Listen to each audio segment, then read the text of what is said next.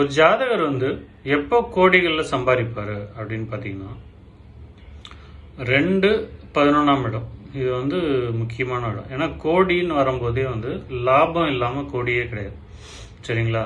நீங்கள் வந்து சம்பளம் வாங்கி நீங்கள் கோடீஸ்வரன் ஆகவே முடியாது. ஏதோ ஒரு பிஸ்னஸ் பண்ணணும், இல்லை அப்படி இல்லைன்னா நீங்கள் வந்து ஏதோ ஒரு சர்வீஸ் வந்து நீங்கள் ஒரு கன்சல்டன்ட் மாதிரி கொடுக்கணும். அப்போ தான் வந்து லட்சத்துலேயோ கோடியிலாம் சம்பாதிக்க முடியும்.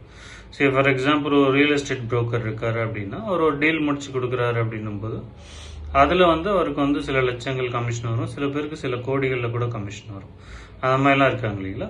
ஸோ அது இது இப்படி வரணும் அப்படின்னாலே 2-11 தொடர்பு இல்லாமல் நடக்கவே நடக்காது. சரிங்களா? நீங்கள் வேலை பார்த்து கோடீஸ்வரன் ஆகவே முடியாது. அதுக்கு வந்து ஒரு ஜோதிடர் தான் சொல்லணும்னு அவசியமே இல்லை. நீங்கள் காமனாகவே வெளியில நிறையா கேள்விப்பட்டிருப்பீங்க. இந்த மாதிரி பிஸ்னஸ் பண்ணும்போது தான் இது வந்து சக்ஸஸாக பெரிய கோடீஸ்வரன் ஆகணும். ஸோ அப்போ பிஸ்னஸ்ன்னு வரும்போது 10ஆம் அதிபதி உள்ளே வந்துடுவார். சரிங்களா? 2, 10, 11 இந்த 3 சேர்ந்து வரும்போது தான் இந்த கோடின்றதெல்லாம் வரும். அதே மாதிரி இந்த இந்த பணத்தை வந்து அவர் நல்லபடியாக செலவு பண்ணுவாரா, எப்படி வேஸ்ட் பண்ணுவாரா, இல்லை வந்து இது வந்து விரயம் பண்ணுவாரா, அதாவது சுத்தமாக செலவு பண்ணிட்டு ஒன்றுமே இல்லாமல் போயிடுவாரான்றது மற்ற கிரக அமைவுகள், அதாவது லக்னாதிபதி, 9ஆம் அதிபதி மற்றும் 5ஆம் அதிபதி வந்து அதை டிசைட் பண்ணுவார். அது வந்து அந்த பணத்தை வந்து அவங்க எப்படி செலவு பண்ணுவாங்க அப்படின்றது.